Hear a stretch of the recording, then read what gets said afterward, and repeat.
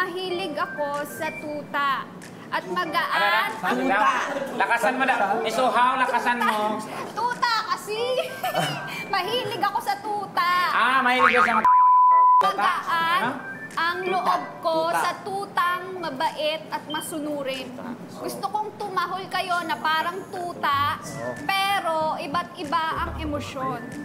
So, ready na kayo? Sino mauuna dyan? Anong emosyon kaya? Mr. Sagot Gulaman, anong emosyon? Narinig mo ba? Mr. Sagot Gulaman, mauuna ka. Paano tumahol ang tutang galit na galit?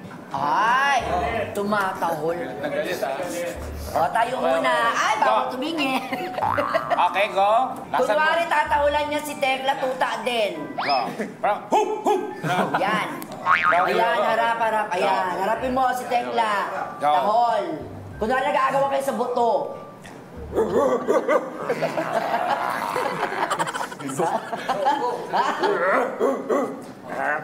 Galit na galit. Ibinigay yung... In fairness, Yan. nakuha niyo naman. Parang galit naman siya, my friend. Okay. Oh, si Mr. Ice Coffee naman. Ano naman gagawin niya? So, kay Mr. Ice Coffee, gusto ko naman marinig yung tutang naglalambing. Oh. Naglalambing na tuta. Paano yun, yung naglalambing? Oh, syempre, tatayo ulit yan. Tapos Go. tuta ulit si Tekla. Friend, baka gusto mo, friend. Ikaw na Alternate. tuta, Tekla. Ha? Gusto mo? Mas maganda sa iyo, bagay sa iyo. Oo. Para mayroon kang alam. Ano ka ba? November pa birthday ko. Siyempre, ayaw ko naman. Wampok mamaya. Oo. Kita mo yung kaligayahan mo bibigay ko yan. Salamat, Be, ah. Oh, ayan. Oh. Okay. Ang naglalambing na tuta. Oh? Ha? Oh?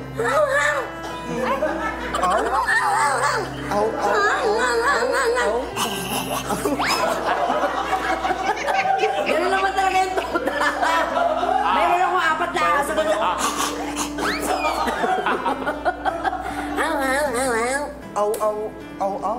Ay, napuso.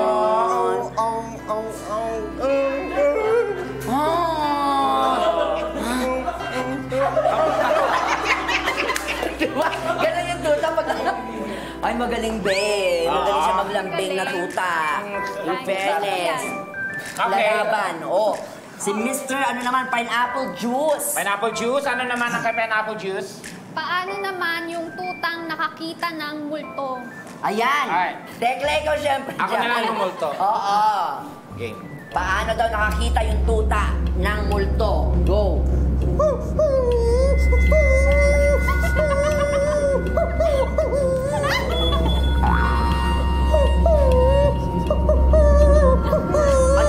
Umiiyak talaga, Be. Umiiyak siya. Okay, ayan dahil dyan, Miss Ohaw, ang dami nagtatanong sa Facebook ngayon, paano naman daw pag ikaw naman daw naging tuta? Yung tuta na nanalo sa, ano, Sa scatter. saan, Be? Sa scatter. Sa volleyball na lang, sa volleyball. Tuta na nanalo sa volleyball. Paano yun?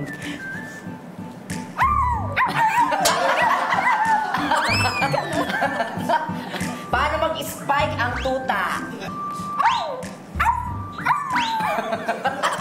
May magaling din siya magtuta. In fairness. Ano natin? Oh, hindi pa tapos yun. Nakakadalawa pa lang tayo. Meron pang third.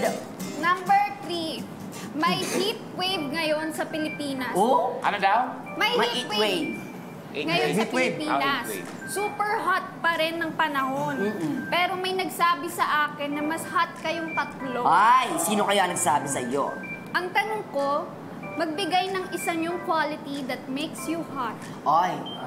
Sino kayo mauuna dyan? Siyempre. Cheers, sagot ko laman. Ay. Ako, Miss Uhaw, kayang-kaya kita kantahan araw-araw. Gabi-gabi, bago matulog. Habang nilulutuan kita, kaya kitang kantahan. May request ka? Ano? Sit-sirit-sit. Ayan. Hindi kaya mo kumanta, di ba? Panindigan mo yung tour. O, bahay kubo na lang na naglalambing. Tayo. Pero may hinanda rin kasi ako eh. Ay, nanda. Oh, may hinanda Meron? ako. O, Bihon go. ba yan? Pansit? O ano? Ito Leron sinta, buko ng papaya, dalay-dalay buslo, sisigla ng sinta, Pagdating sa dulo, nabali ang Natawa rin sama. siya. Kapos kapalaran, humanap ng iba. Di ako maghanap ng iba. Oh! May dugtong pa yan, di ba? Ikaw ang inisip niya doon, kaya Sinta yung sinabi niya. Iba, may dugtong pa yan, di ba? Mr. Ice Coffee, Ice coffee? Yes. what makes you hot? What makes me hot? Feeling ko yung pagmamahal ko sa'yo. Kasi pag ako nagmahal, sobrang mainit at very intense. Kaya mafe-feel mo talaga yung init ng summer sa pagmamahal ko. Priprituhin ka niya. Pretty ka pala, di ba? Prituhin ka. Thank you, Mr. Ice Coffee. Okay, Mr. Pineapple? Juice? Siguro masasabi ko what makes me hot, yung paggamay ko sa mga salita. So magaling ako mag-communicate ng sarili ko at gumamit ng mga salita. Yan. Sample. Halimbawa ngayon, habang narinig ko ang boses ni Miss Uhaw, talaga namang naaantig at nakakapukaw ng loob ko yung boses niya sa puso ko. May spoken poetry. Yes. Mahilig ka ba mag-poetry? Gusto ko yan, yung magaling mag-communicate. May sample May ba? sample Isa ka pang ba? sample, be. Hindi, pero basta magaling ako sa bibig ko. Yun na lang. Magaling sa bibig. Sa bibig siya magaling. Ah, Mukhang gusto natin yan, Bubay. Oo, ikaw magaling ka din ba sa bibig? Magaling. depende.